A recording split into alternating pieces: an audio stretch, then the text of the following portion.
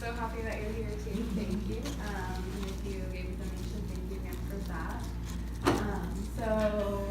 My name is Sarah, and I am with Upwell. We're a nonprofit who I will tell you about in a couple minutes. And today we are here to learn about sea turtles and what you guys can do as boaters to help them. So she's clicking for me. So Upwell, we are a nonprofit, and our mission is to protect sea turtles or endangered sea turtles from threats at sea. That includes fisheries, ship strikes, pollution, and climate change. And so we conduct research to come up with predictive models for fisheries to know where leatherbacks are or where they aren't, as well as data research to provide data needed to establish marine protected areas. And then also outreach and citizen science, which is why I'm here talking to you guys today. So 7 species of sea turtles. The ones that you're most likely to see here in California waters is going to be the leatherback, which is also significantly larger than all other 6 species of sea turtles. And then the green sea turtle. The green sea turtle, they like warmer water, so they kind of stick around Southern California. But the leatherbacks you can see all the way up to Northern California, and I'll explain why that is next. And then we also have flatbacks, loggerheads, olive ridleys, hawksbills, and Kemp's ridleys. And just to note, all of these species are vulnerable, endangered, or threatened in some way.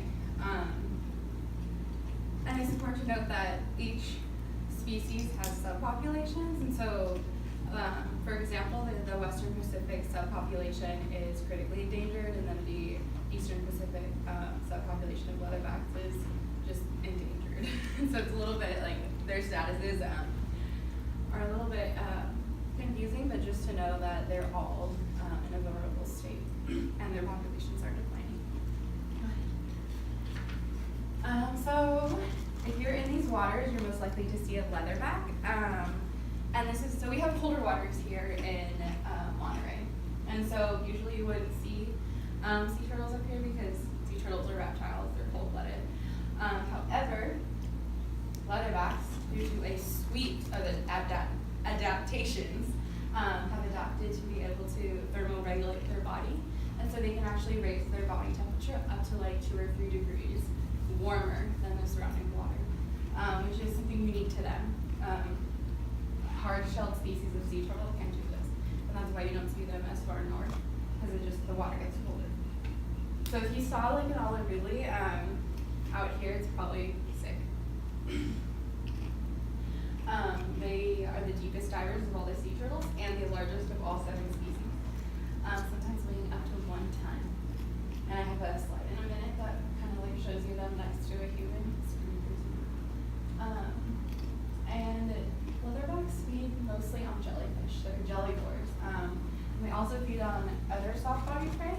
And they have these spines in their mouth and their throat. If you ever saw pictures, it's pretty gnarly looking. It almost looks alien-like. But it's made only for soft-bodied prey. And so leatherbacks will actually mistake plastic bags for jellyfish, and then those spines actually also prevent them from being able to pop up the plastic bag. So it gets lodged in their throat or they swallow it. And then leatherbacks reach maturity between 15 and 25 years of age. And when they're a hatchling and they make it into the ocean, we have these lost years, which we don't really know anything about what they're doing during those times. But they do lay a 1 to 10 average, or 1 to 10 clutches per season. Basically, it's just important to know that they're prolific breeders. Basically, so they lay a lot of eggs, they have a lot of hatchlings, but 1 in 1,000 actually makes it to adulthood. And then they have a fidelity to their nesting beaches and foraging habitats. So this specific population that we would see off the coast of California, they nest in the Western Pacific. So in Indonesia, Papua New Guinea, Solomon Islands, and then they come here to forage. And so you'll see this is their foraging grounds, which have also been designated critical habitat by I know it. And that's because they come here to forage. They're swimming in these waters, and you'll see too that people that have reported their sightings, it's in this green area. And so you can see them this close to shore.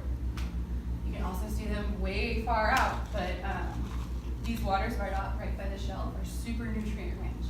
And so they come here, the jellyfish are here. So, how do I know if it's a leatherback if I see it? Well, I was just talking to Greg, and he said that he's seen a leatherback before, and he just said it was massive. And that's how I knew, like, yeah, that was definitely a leatherback. They're the biggest sea turtle you'll see. Here's just an example of how large they are. This is a 6-foot tall man next to an adult leatherback. So they can get up to 10 feet in length and 2,000 pounds or 1 ton. But the main, other than that, the other main way that you'll know it's a leatherback is because it has a leathery like skin, does not have scales, and does not have a hard shell like all the 6 other species of sea turtle. And so this one also has 7 ridges running down its back. And so that also looks a lot different than a hard-shelled sea turtle. And they are mainly pelagic, living mostly in the open ocean, only coming to shore to nest. And so collecting data is super easy at nesting beaches because they come to us, right?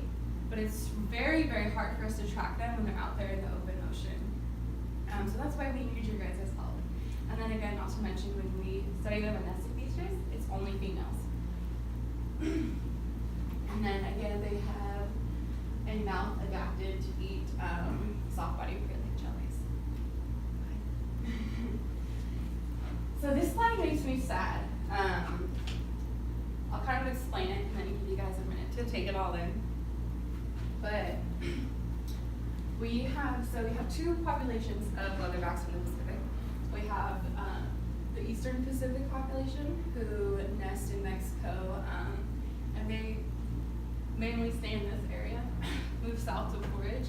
And then we have the population that comes here, which is the Western Pacific population, who nest in Indonesia, Solomon Islands, and then come to the California waters to forage. And both of those populations are rapidly declining. Eastern Pacific has declined 97% during the past 3 generations and has a functional extinction by 2040. And what a functional extinction means is that there's just not going to be enough population to reproduce. And that could mean too many females. Right now we're at a 3-to-1 female to male ratio. And part of that too is because climate change. Sea turtle sex determination, it's determined by the temperature of the sand. And so as the climate changes and it gets warmer, sand gets warmer. And so if you have really warm temperatures in their nest, you're going to develop mainly females. When it's a smooth temperature, I'm not sure the exact degree, but you get like a mix of male and females. And then with cool temperatures, you get males. And so we have a lot of females right now with both populations. And then in the Western Pacific, we're expected to have declined by 96% by the year 2040. So by 2040, we'll be in the same state we pretty much are right now with Eastern Pacific leatherbacks. That number right there means that we have less than 650 nesting females left in that population. And then this kind of also puts it in perspective. These are just estimates of the decline based on nesting beach females only. So this doesn't take into account males that are out in the open ocean. But in 1980, we had 91,000, 2,000, 3,490. And just think about how we have a 3-to-1 male ratio, then there's probably 1,000 males. So to me, that's crazy. Do we have any questions about this slide? It's kind of a lot.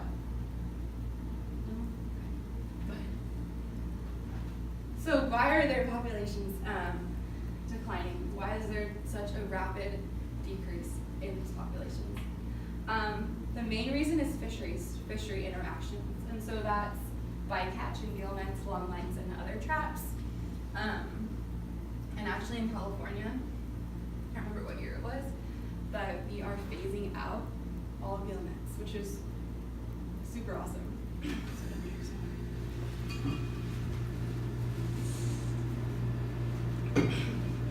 Well, you can see this photo right here is from, I don't even know if he's a friend of our executive directors, but he's a fisherman in Ecuador. And that's him right there pulling a leatherback out of a gill net. And as you can see, that's not fun for anybody, right? It's not fun for the fisherman, it's not fun for the leatherback. I mean, imagine trying to pull this 500-pound creature out of your net, right? So that is like the main threat to sea turtles. And then we have harvesting of eggs and adults for consumption, as well as sea turtles ingesting plastic debris, which is sort of what I told you about how they can't cough up the plastic bags. There have actually been dead leatherbacks found, and then they were opened up just to see that their whole stomach was full of plastic, and actually it was ruled like that was the cause of death for them. And then coastal development and artificial lighting. So hatchlings, when they come out of the nest, they go to the brightest light on the horizon. Usually that's the ocean.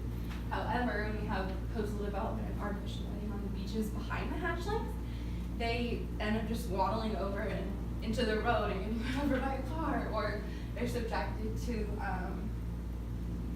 predators. Like I know so my one experience with sea turtles was when I spent 2 weeks in Costa Rica doing a nesting beach study, and so we monitored the beach from like 8 to 12, and then another shift of us went from like 1 to 4 a.m. And when hatchlings would hatch, there were these little crabs that would like wait for them. They come out of the sand, like crabs that are the same size as these hatchlings. So like they have so many predators out there. Thinking of like a little hatchling making its way like to a hotel, it's crazy to me. I actually have books over there if any of you guys have kids. The Grande Turtle, the book about like how he grows up, a hatchling grows up.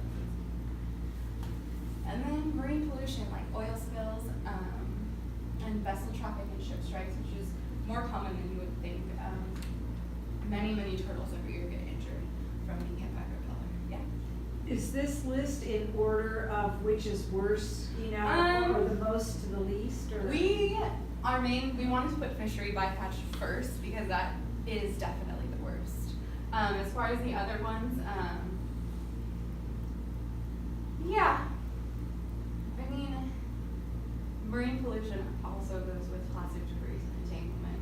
But so kind of, yeah, they're a little bit in order. Harvesting of eggs is a lot more common than you would think. It happens all over the world. And then eating adult sea turtles also happens a lot in indigenous communities. Any more questions about that? But yeah, just a reminder, like, if you look at this graphic, when a leatherback sees this, they see a jellyfish. So just like a reminder to recycle your bags and all that stuff. And I don't know about Santa Cruz, but Monterey County isn't accepting filming plastics anymore. So you guys might want to check your recycling laws here, just to see where the plastic bags can go. All right, awesome. So why am I here today? I'm here because I want to talk to you guys about a citizen science tool, but also just want to help you realize how important citizen science is in research. So citizen science increases observation data points and broadens our geographical range, right? So having all of you guys who are already out there on your boat recording your observations, it's awesome because we can't have a scientist on every boat, right? And it's super important for species like the leatherback, who are highly migratory, because right now most of our information, like I said, comes from nesting beach studies, and that's only females. Males, once they hatch, they never come back to the ocean or to the beach. They live their entire lives in the open ocean. And so we have tools like Whale Watch, which incorporates citizen science data, fishery observer data, satellite tracking to tell you where your most relative likelihood of blue whale presence. And so that is great because then fishers know where not to put their nets. or when to put them where, to avoid interacting with the pets. And then we have the Coral Reef Watch, which is like, it uses real-time observations from citizens to monitor coral bleaching. And then we have organizations like the Audubon, who use birds observations and bird counts to count birds. And then Upwell, and who would love to use your sightings on iNaturalist to develop models to predict where leatherbacks are going to be and help fishers avoid them. And so we really, so Upwell's models that we already have incorporate observer data from fisheries as well as like tracking an adult male. But what we would really like is to have your citizen science data. It would greatly enhance our models and our predictions. Any questions on that? So you're using what software to collect your data? So we're using, I'll go into that actually right now. Okay. Yeah. So the Sea Turtle Spotter Project is our citizen science project, and we're using it to just increase citizen involvement in science, and having you guys report your sea turtle sightings on the iNaturalist application, which is an app you download on your iPhone or your Android, and it's also available in Spanish. It's free, easy to use, no ads. And yeah, with this project, we're reaching out to voters like you guys around Monterey, Santa Cruz, Half Moon Bay, and then anybody that you would love to share this information with. But the main thing I want you guys to know is that your data is so important to us. Your observations are so important. They help us to understand the distributions and habitat use of leatherbacks, and then help us relieve pressures from them, pressures from fisheries and pressures from humans. So it really does make a difference. And fisheries, California is highly regulated compared to other places, and so fisheries are required to obey certain laws, and using these tools it's in their benefit, and so Alright, so how you can be a citizen scientist. It's so easy. All you need to do is either you can create the account on iNaturalist.org on your computer, or download the application on your phone. If you download it on your phone, it's so easy to use. And then join the Sea Turtle Spotter Project, which I will tell you about in a minute. But if you don't join the Sea Turtle Spotter Project, then we don't really get notified of your observations. And then learn how to identify sea turtles in your local habitats, which we just did, right? I mean, pop quiz. What kind of turtle are you guys most likely to see here? Leatherback. Exactly, right? So look for, if you see a turtle, it's most likely going to be a leatherback. That's what's cool about California, is it's cold here, and so we really only get the leatherback. Unless you go down to Southern California, then you also have the Pacific, which is a lot smaller, so you might know that too. But to record your observation, well, first of all, do most people use their phones here, or do you use like a camera on the boat for anything? Both. Both? Okay. So I would recommend using your phone, application on your phone. It's so easy. You take a photo, and the location coordinates pop up automatically. And then to just take a clear photo and try to identify it. If you don't know what it is, totally fine. Researchers actually go on and say, oh yeah, that's definitely a leatherback. And then once 2 researchers do that, that's when it becomes research grade. And so it's important to know that for your photo or your observation to be used as research, it has to have a photo and a location.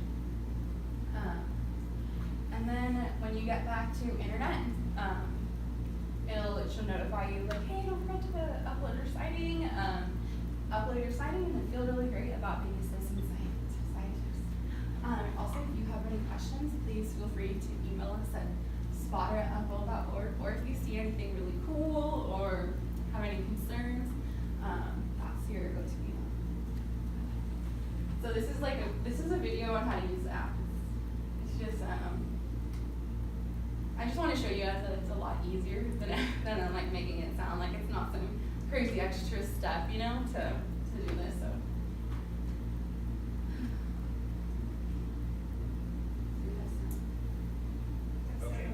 Install the iNaturalist app and create an account.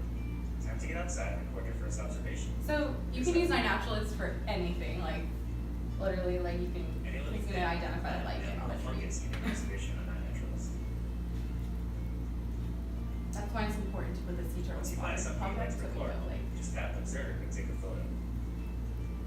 You can review your picture, then hit next, it looks good. To identify it, hit what did you see? If you have an internet connection, iNaturalist will suggest 10 visually similar species, and often a common ancestor. You can That's choose one another of point, you those, can use the or app. search for species name. they'll recommend an Asian group. On this observation detail screen, you can add more photos of the same organism, or write a note.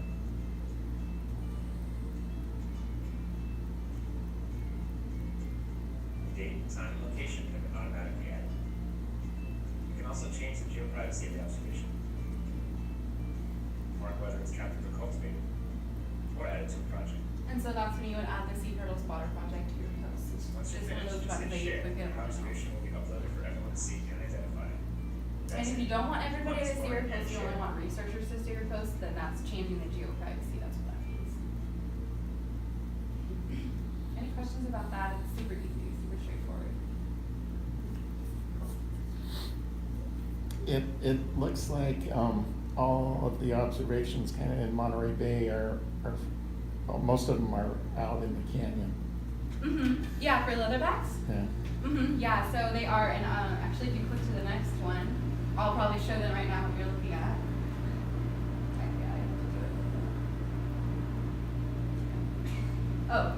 Oh, okay, next slide. But so this is how you join the project on your application, and this is something you just do once. And so when you make an observation after this, it's just one of those on and off buttons of clicking the project on and off. So you'll go to open the app, it's at your homepage, click more. Under projects, you'll search sea turtle spotter, it's the only one that comes up, and there's a little turtle icon to the left of it. And then once you click on their page, you'll see all of our observations, and just click join, and that's it. And so these are all of our observations. When I took this, we had 854 observations. And most of these are from down south, so we're working on this project in different locations. We have Stephanie in La Paz, Mexico, and she does this down there. And so she works a lot with like surfers and fishers to get them to report it on iNaturalist. Any questions about that?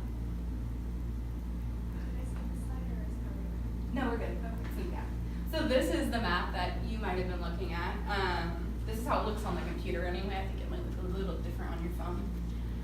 So all of these blue dots are leatherback sightings in Monterey Bay. One of those in the harbor? Well, Yeah. there's one that's, that one in the harbor's not shown, but there's like one sighting that's maybe like mile buoy or a little bit outside. I've Then- seen then one most of once them- when I've been out. Yeah. I've never seen any. Yeah, and so I like to tell people, if you want to like see a leatherback, you can see them anywhere along the coast, north of Santa Rosa all the way down to Lompoc. And then if you go any farther south, then it's just the eastern and Pacific population, so still leatherbacks, but and also look for jellyfish.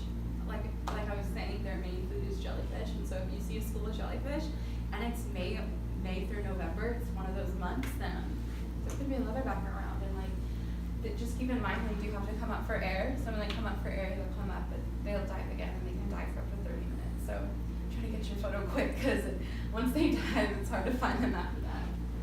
And this is all stuff I've heard. I've unfortunately never seen a leatherback in person, so I'd love to hear your stories about seeing one. What do they look like when they surface? Is there any Yeah, signs? go, next slide. Very good, thank you. So these are actually also, these photos are observations from iNaturalist. And your observation photos don't have to look this good. But yeah, these are leatherbacks. You see the ridges down their back. They don't have scales. Their shell looks leathery. And they're huge. They also have this white area here is often super pink from blood flow, so you'll notice that too. But, so how are we using your guys' data from Sea Turtle Spotter? So we really want to, like I said, enhance the models that we already have that utilize observer data from fisheries, which actually just learned that they're required to have an observer on the boat, seeing how much bycatch is happening, because I think they're supposed to stay under 10% bycatch. So it's just a little interesting. And then, yeah, so we are really just trying to enhance what we already have, the tools to tell fishers where not to be and how not to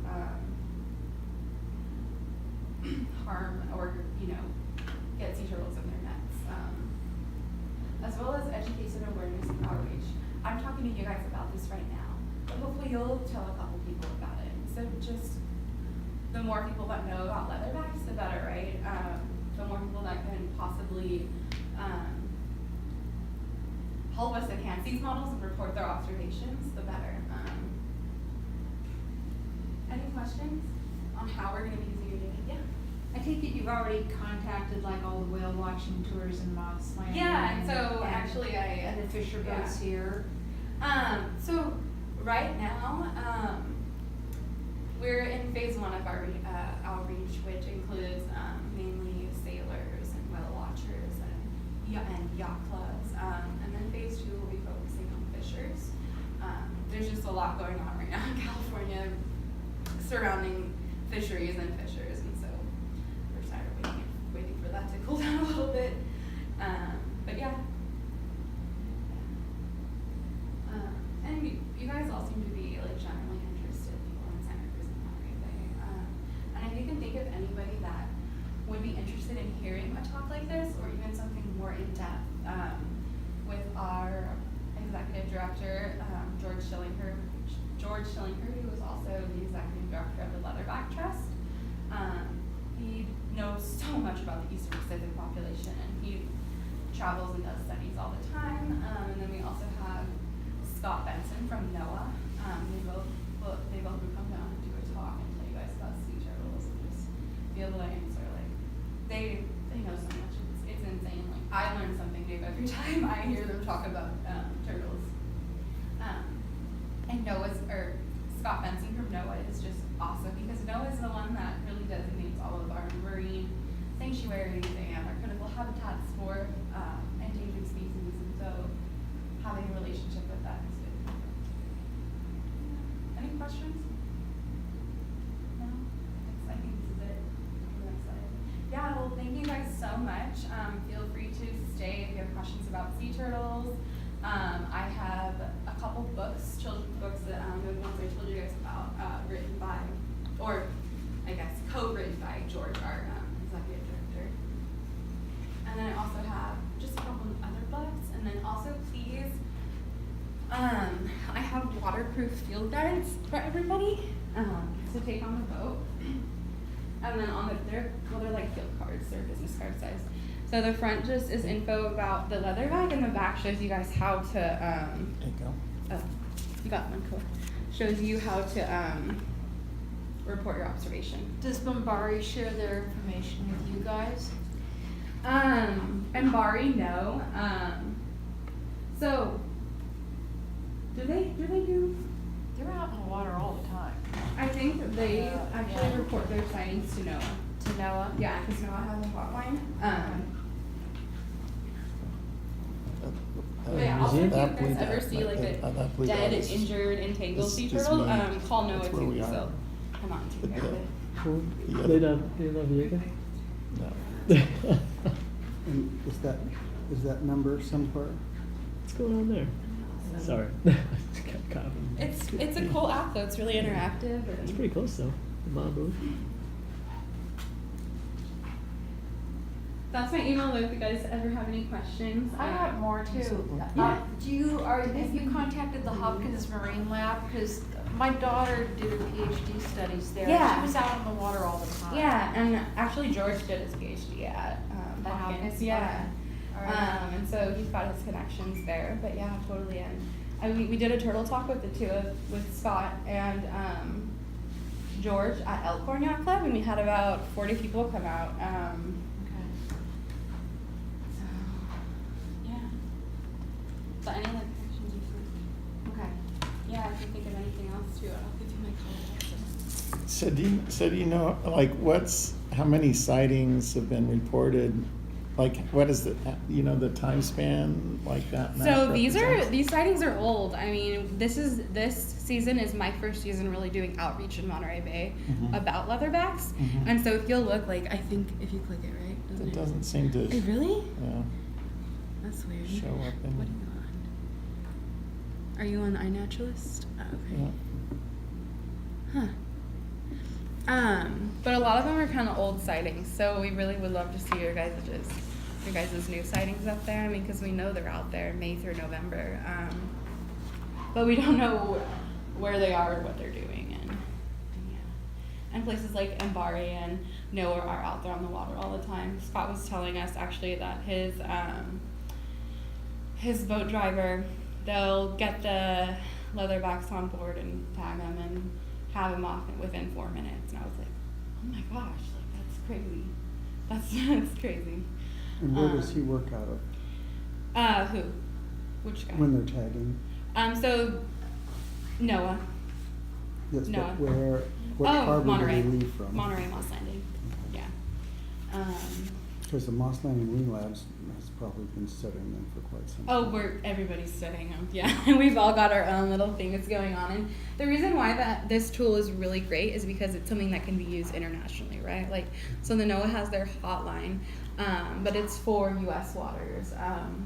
This can be used internationally anywhere in the world for any species of sea turtle, and it could be used by anybody, which is really great. Do you have more of these so I can pass them out to Yes. future friends? Please. Okay. Yeah, totally. Even Thank if you have you. fisher friends, go for it. Give them the info. Okay. Like I said though, I just haven't reached out to them yet. Okay. Yeah. Did you want some of my cards too, or No, this extras, or? is good. Okay, perfect. Thank you. Yeah, I mean, feel free to grab whatever materials you guys have, and these turtle books are for you guys if you want them. So. That's it though. Thank you so much. Yeah. And very what- much. Is there any distinguishing features that you can help identify if you see the male or female while I think that I don't really know if you have to see the tail. I think the tail is a lot longer on the male than a female. But the likelihood of seeing the tail of it while it's in the water, I don't know. So yeah. But as far as size, I don't think there's usually a difference in size between a male and a female. But I do know that between each population, the characteristics are different. So the Western versus the Eastern Pacific populations are genetically distinct, and so they have different characteristics, just like the two Atlantic populations are totally distinct and different. So, And yeah. what did you say that the dates were, or the times of the month, or times of the year? May through November. I'm just closing. Yeah, so we're towards the end of it right now. But Also, I know the marine buoy that's in the middle of the bay, it's been recording temperatures of 61 degrees. Does that mean there's more leatherbacks tending to come to this area because we're having warmer waters? So leatherbacks come here anyway. Like I said, they have a fidelity to their foraging areas and their nesting areas. So every single year they make this migration. Actually, it might even take more than 1 year, but they repeatedly just make this migration from the nest in the Western Pacific, and then they come here. So just constantly doing that. So they'd be here no matter what. But Monterey is such an important area to the leatherbacks, and that's why it's critical habitat. And it is because of all the nutrient-rich waters and the upwelling going on. But as far as temperature, I'm not sure. That is pretty warm though for this time of year, right? Yeah. And so you said that there's about 600 of these? In the Eastern Pacific population, there's about 600 nesting females left. And so, as I said, it's a lot easier to monitor nesting females, right? Because they're coming to us on the Right. beach. But then for us to track them in the open ocean, that's why we want you guys. And do you But- have any estimates on like, so? So there's a 3-to-1 female-male ratio. So if we Okay. have 650 So if there's females left, yeah, then we if have, there's 2,000 turtles. yeah. And are they, would you say that like they're kind of equally spread out along the whole coast? Or what would be They're- the concentration that we might expect in Monterey Bay? Oh, not, I mean, you're probably gonna get lucky if you see one. But it's totally possible, 100% possible. Right now, you'll get lucky if you see one, however, like, maybe like, April through, May, June, like June through last month, probably more common. But And do they travel in groups or are they kind of independent? they independently travel, yeah. So when you see one, you'll probably just see one. And let's actually, we'll go back to the.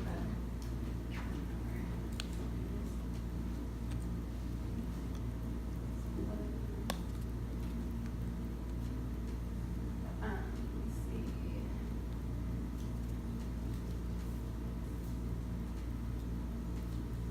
So this is the slide we're talking about. So, what was your question again? Sorry. Well, I'm just trying to figure out like what the probability is for like Monterey Bay and Yeah. Santa Cruz. So they do travel alone. I think it's more common than I think though, because if Noah is out on the water and picking up turtles and tagging them and releasing them in 4 minutes and then continuously doing that for the day, then it seems like they're getting a bunch of turtles, but, So you got like 650 females that are showing up yeah. So you on the could- beaches way off on the, All of these Left lines are side. one turtle track. okay, So if you just look, this is our population we get up here in the blue. Mhm. And so they're nesting over here right, and they're making this like thousands of mile trip right, over to our foraging. And so, I mean, how many lines are there? Maybe like 30 or 40 that we tracked. mhm, So there's definitely more out there than we know about.